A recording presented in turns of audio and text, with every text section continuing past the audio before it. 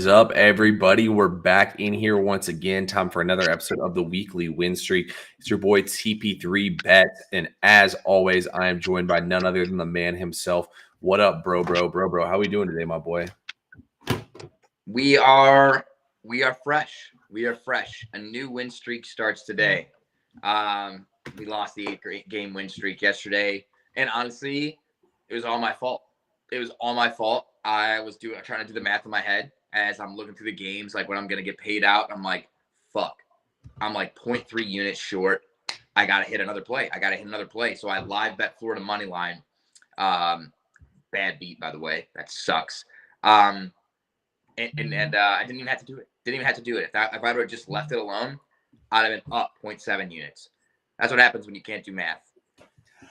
Fucking idiot. But that's all right. It's all right. New win streak starts today. T, how about you? How are you doing, and how did you do yesterday? We got my boy Freddie in the chat. Freddie, good call yesterday, brother, on the Pistons plus 7.5. They won that game outright. That was a hell of a call right there. Oh, wow. But yeah, man, we're doing good today, honestly. Yesterday, I ended up going 2-3. Sabonis got foul trouble, so he missed. And then, hey, let's go, B Custom. Get that shit dialed in, my boy. What was I gonna say? But yeah, so Sabonis was in foul trouble yesterday, and then there was something else that happened that was bullshit. I can't really remember what it was, but oh yeah, the Cavs first half. The Cavs were up by like 5 points the entire first half. In the final minute and a half, they just let it go, and I think they lost the first half outright. So yeah, that's how it goes sometimes, man. I should have done the full game instead, like you, and I would have won. So sometimes you get too sharp for yourself. But today we have a ton of games in the NBA, tons of games in college basketball. I took a play in college basketball. I got a lot of plays today in the NBA. Bro, how do you feel about today's slate, man? What game are you most excited to watch that you don't have money on? Game that I'm most excited to watch that I don't have money on? Shit, dude, I don't know. That I don't have money on? That's tough because I have money on, like, everything. I don't know. That I don't have money on, I don't have an answer to that question. But that I do have money on, or that I will, that I do have money on. I'm going to be interested in watching the Minnesota game tonight. Golden State, Minnesota. Ant-Man, Steph, lots of threes. The over-under is a low total there, but I think there's going to be some points. What about you? I like that answer. For me, it's probably either I would say Iowa State and Kansas. I don't have any money on that game, but I am interested to see how that one plays out. I think Iowa State's going to take Kansas to smack city, to be honest with you, but I don't know. I think that's probably the most interesting game that I didn't end up betting on today. That's fair. Yeah, I got a max play on that game over on so bad. Bro got a max play on it, baby.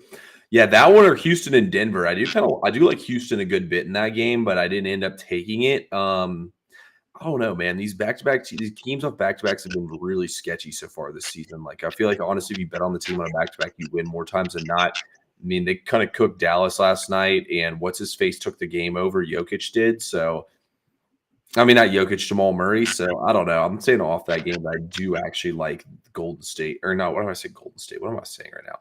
But I do like Houston in that game quite a good bit. I think they're the better team. So, it should be interesting there. I like Houston. They play good defense. Houston's fun to watch. Also, if you're in the mood to watch young stars, Memphis, San Antonio, not nationally televised, but it's going to be a good game. You got Ja, you got Wemby. I mean, that's going to be a fun game to watch if you have, NBA full court or something like this. Yeah, I actually do like that one too a lot. I almost took Memphis in that game, to be honest with you. I just can't figure out why the line's so low, but Memphis should destroy them. If you look at Ja Morant, he really struggles in matchups against big men who can take it to the rack, kind of like Jaren Jackson Jr. can do. So I actually think it's a really good spot for them to smoke them. Yeah, I was almost on Memphis as well, and I said the same thing. I said, what the fuck? 2.5 points. This doesn't make any damn sense. So maybe Vegas knows something we don't, and I don't want to touch that. I don't want to be a part of that. So, hey, man, some of TP3's NBA greatness has leaped through and shone down on me. And we really like it, really need it. We got some NBA plays today. We got some college hoops plays today, folks. As always, make sure you're following us on all social medias. Especially, we want to put a big point of emphasis on Instagram. If you're not following TP3, it's at TP3Bets on Instagram. Go give them a follow. Same thing here at What Up Bro. With TikTok getting shut down or potentially getting shut down, we just want you guys to know you're not shit out of luck. That's where the plays are going to be. Just get over there. Get over there. The show goes on. The show goes on. The show must go on. And for YouTube, make sure you're following us, subscribe, and then turn on notifications so the bell goes off when we go live. That said, T, do you want to do NBA or college hoops first?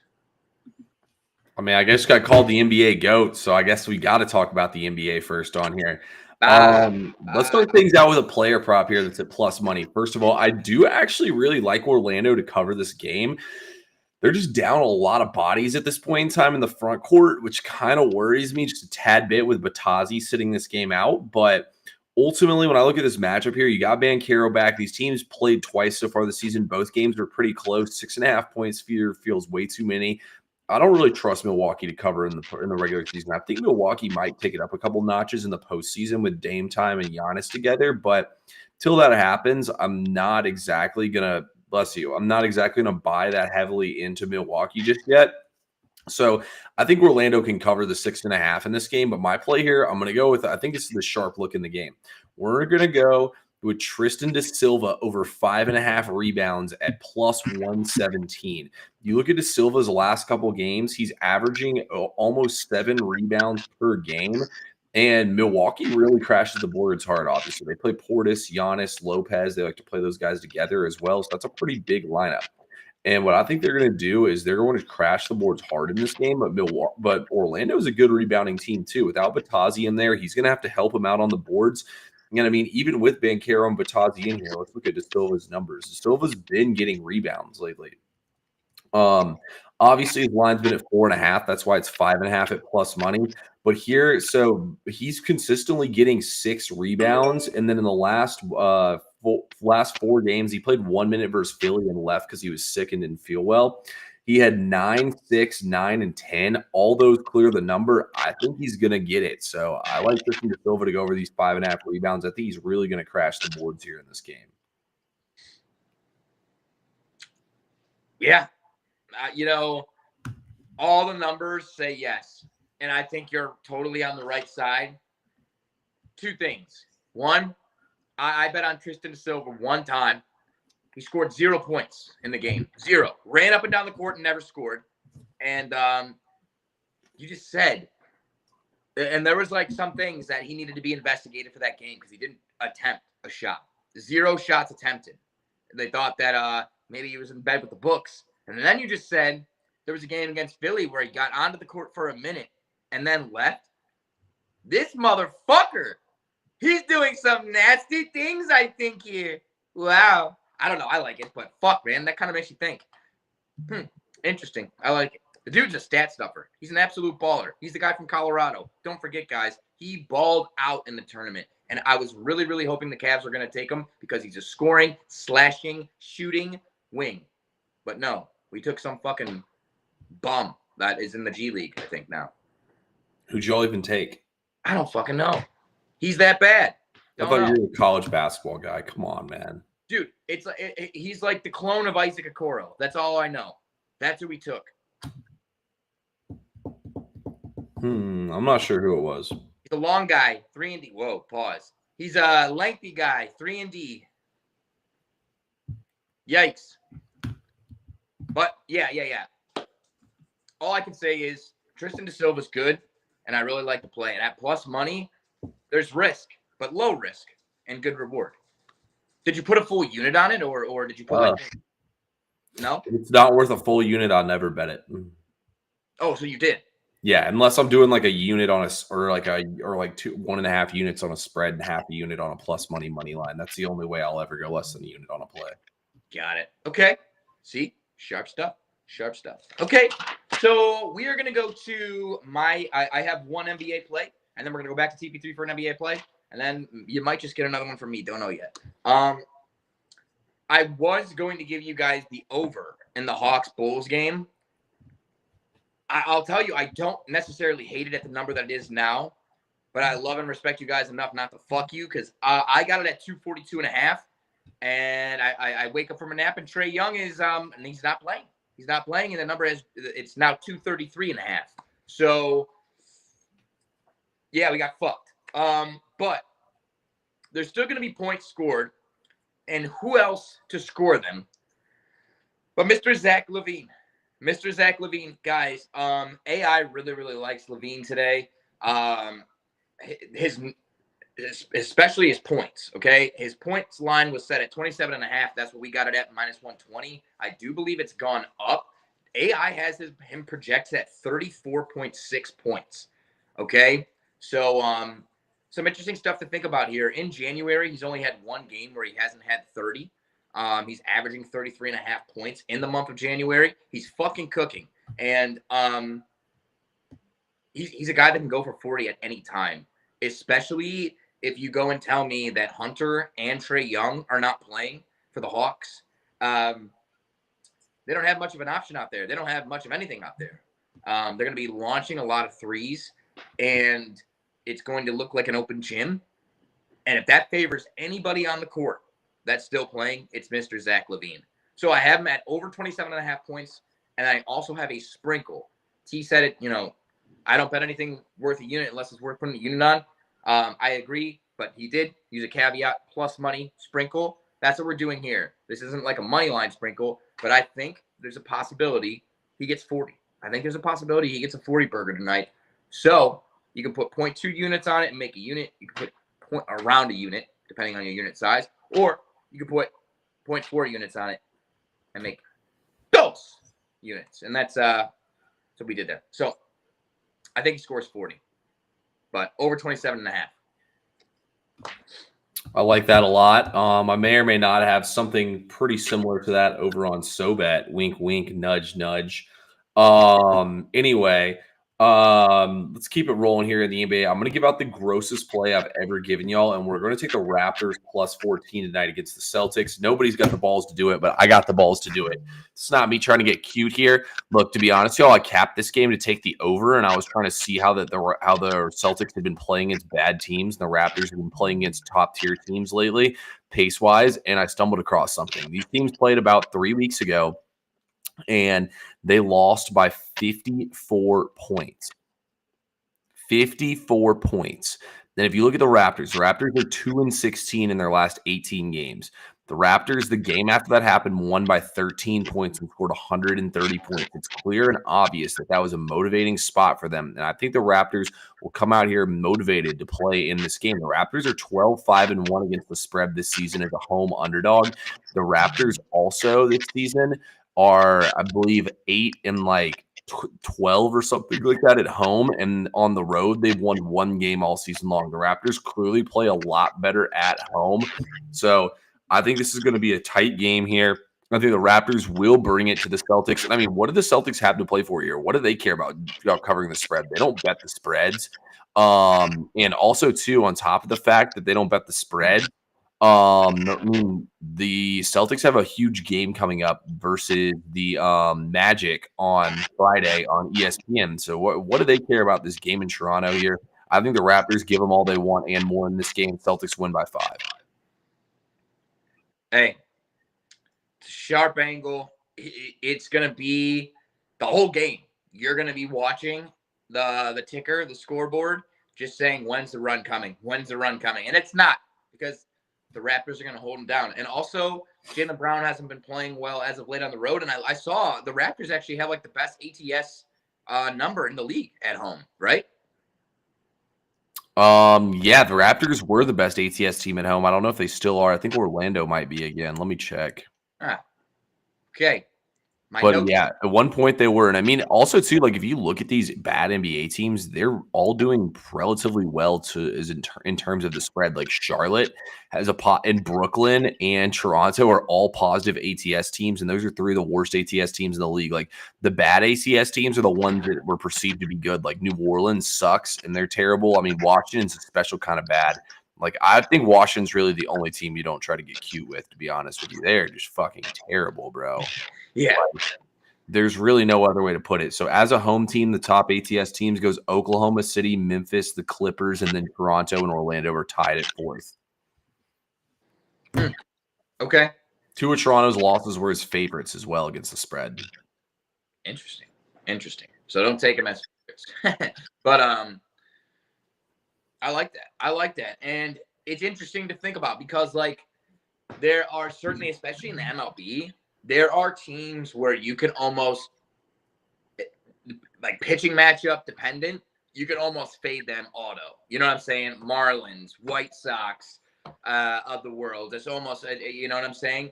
In the NBA, it's not like that. And the lines are set very sharp, begging you to take the free favorites.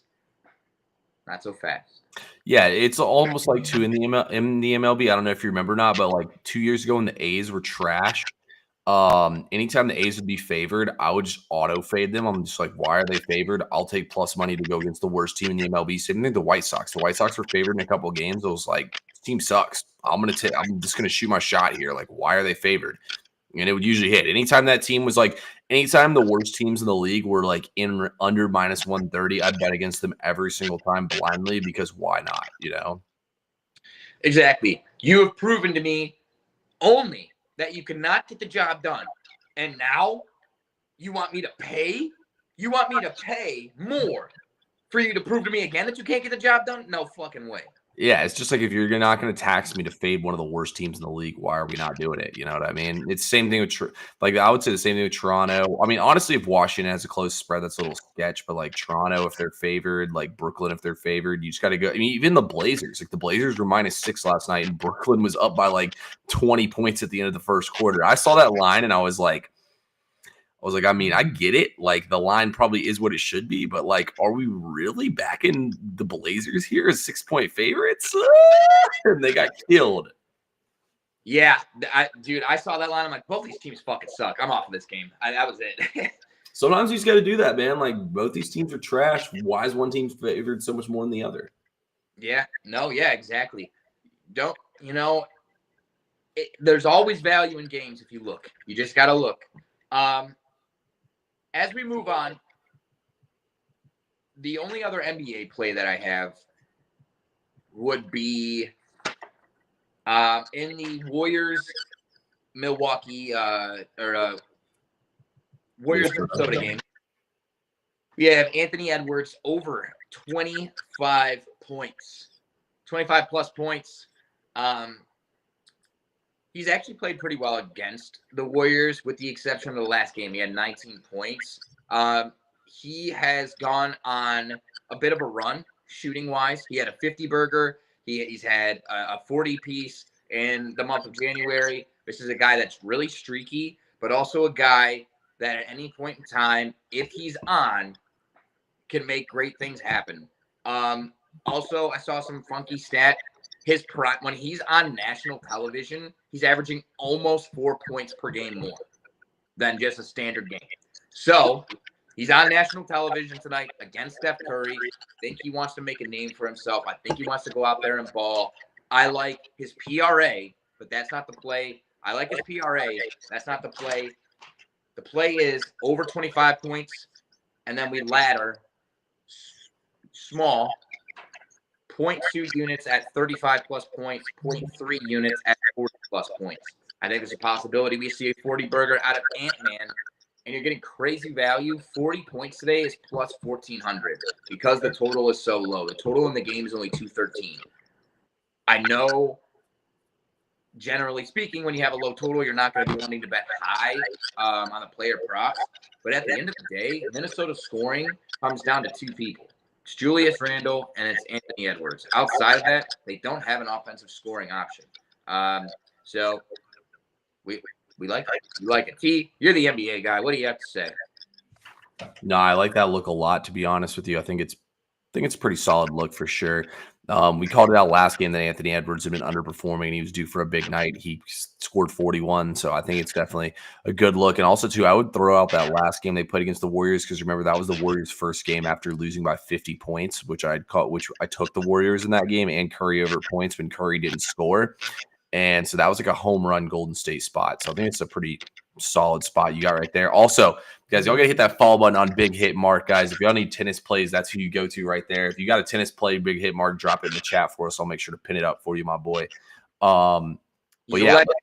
He's a legend. Big Hit Mark is a freaking legend, man. He's supported me, and I appreciate the support. We're going to support him back. He really rock and rolls in tennis. And the cool thing about tennis, they're playing over the lake, the big one. And sometimes they're smacking balls over the net at like 2 a.m. You got sweats all day, all night, 24/7. Mark, keep killing it, man. Hell yeah, guys. Nobody's better in tennis than Big Hit Mark. Bro, college basketball time. You're the coach. Coach us up, coach. Good. Get on the line. Suicides. No, just kidding.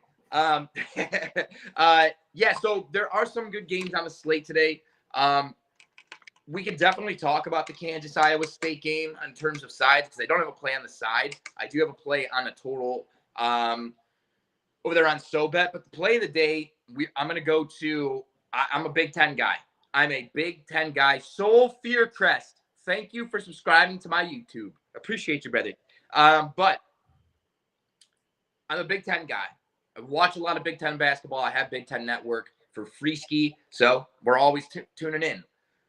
I'm telling you, there is a sneaky trick about Big Ten basketball. When you see spreads of more than 10, almost always, if it's a Big Ten matchup, you take the favorite of more than 10. It's very rare that these games end in large spreads. A lot of times Vegas is going to scare you off the number. I look at Michigan State and I look at Penn State. First of all, Penn State has not played well on the road. They have not played well on the road, and Michigan State has dominated at home. We're talking about absolutely dominated Big Ten opponents, multiple 15-plus point victories at home, and the last two head-to-head matchups between Michigan State and Penn State have been by at least 15 points when the Nittany Lions have traveled to Sparty. So I don't have the chart up for you guys to visually see, but I do have charts that I send out to every single one of my subscribers, and the chart really does illustrate something important in terms of offensive and defensive efficiency, rebounding, but most importantly, when it comes to the styles of play, Michigan State catches a lot of flack for not being able to shoot the three ball, and they don't try to shoot the three ball, and that actually plays right into their hands. Penn State tries to run people off the three-point line. They have great three-point defense. They literally try to force people to the basket. They're trying to run them off the three-point line. Michigan State's shot rate from inside the arc, inside the circle there, close twos and dunks, they're top 10 in the nation. So Penn State is literally playing right into Michigan State's hands. They dominate inside. They're offensively efficient. They rebound the ball well. I really, really like Michigan State here. Penn State at home is a different animal, and if you can catch them as favorites when it doesn't make sense, take them because they do have Ace Baldwin. He's a fucking baller, and he's really fun to watch. Super fun to watch. Michigan State all day today. They got 5 guys averaging more than 10 points. There's just too much talent there. Sharp is all I got to say. No, that sounds like a pretty good play because I know a lot of people like Penn State a lot, and Penn State is catching double digits here. So you're probably right, brother. The line says it all. There's a reason why they're catching double digits in this game. What do you got, T? What do you got? I'm going back to my overs yesterday, man. I fucked up yesterday. I should have played the over in that UCF Arizona State game as well. They damn near scored 200 points, and the total was 147. Like they almost hit by halftime. So that's on me, guys. I told you all that was my strongest lean. I didn't play it. So today we're going back with my overs, and we're going with Cal and North Carolina to go over the total. North Carolina ranks outside of the top 310 in points allowed. Cal's ranked, I think, like 280 something in points allowed as well this season. Both teams play with a lot of pace, and both teams have solid offenses. North Carolina has a top 50 offense. Cal has an okay offense. This game's going to get up and down, see a ton of points here. Cal's really bad against three-pointers, three-point percentage. They're ranked like 336. So they're going to let North Carolina bomb them out from deep here in this game. I think North Carolina is going to blow them out. Their team total in this game is 170.5, but I'm still just going to go with the full game over 160.5. I don't see how this I make this total 168. So that should tell you all enough right there. Yeah. Yeah. Really, really like it. Yeah, both of these teams are inside the top 75 in adjusted tempo.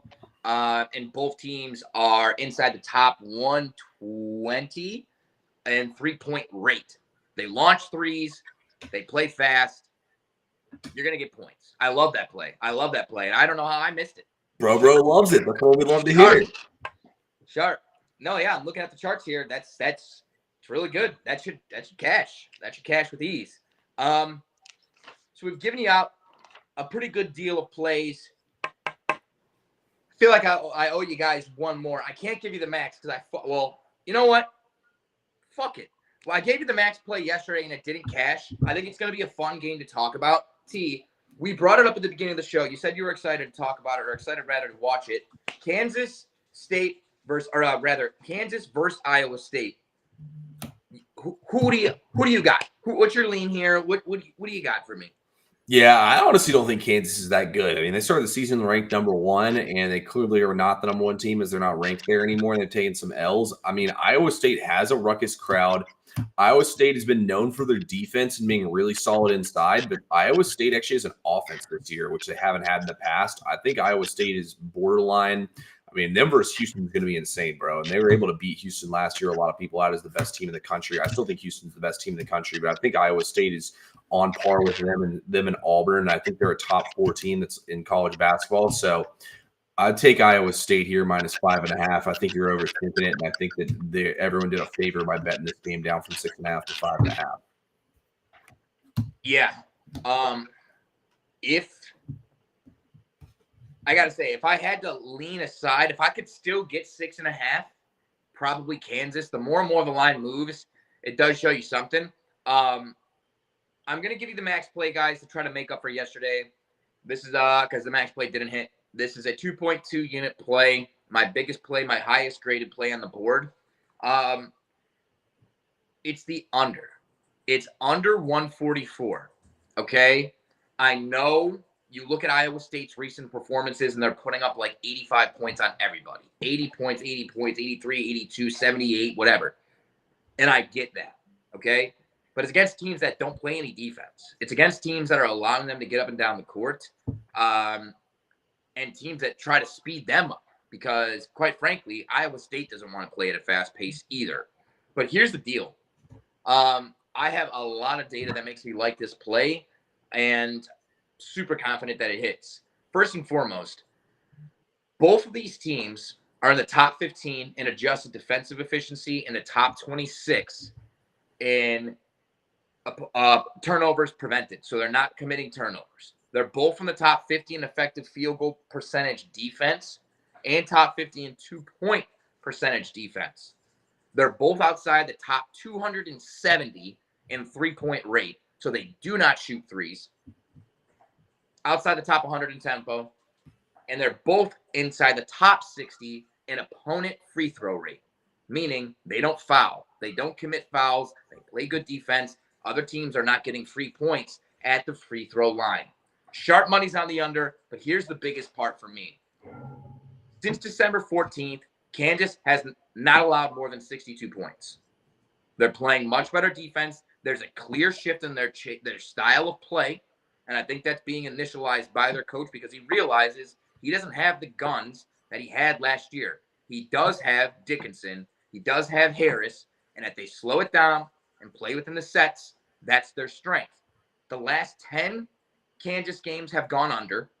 8 of the last 10 have gone under 144. The under has hit in 7 of the last 10 head-to-head matchups between Kansas and Iowa State.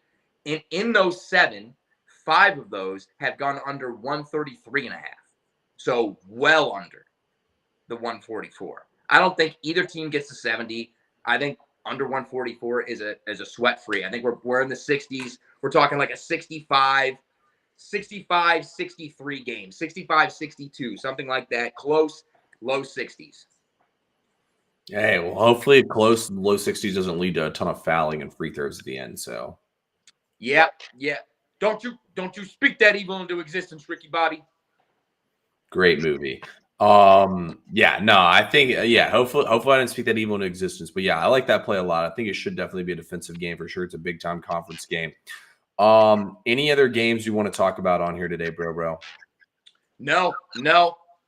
But just quickly, as you've perused through the NFL slate and schedule, is there anything that's caught your eye? I might take every single favorite, except I don't know what I'm doing the Bills-Ravens game, but the other games, I think I'm going to lay the big number with all the favorites. Yeah, I'm telling you right here, right now, Lions minus the points against the Commanders is a max play. That's going to be a max play. Jaden Daniels should have thrown 4 interceptions. That's actually the one I'm the least sure about, but I do agree with you at the same time. I do think Detroit smacks them. I just think that they can backdoor the way that he plays, but yes, I do agree with you. I actually like Kansas City the most of all of them. Oh, dude, yeah. Kansas City, Houston, that's a max play too. Yeah, Houston's trash. We already know what's going to happen. Trash. Yeah. For sure.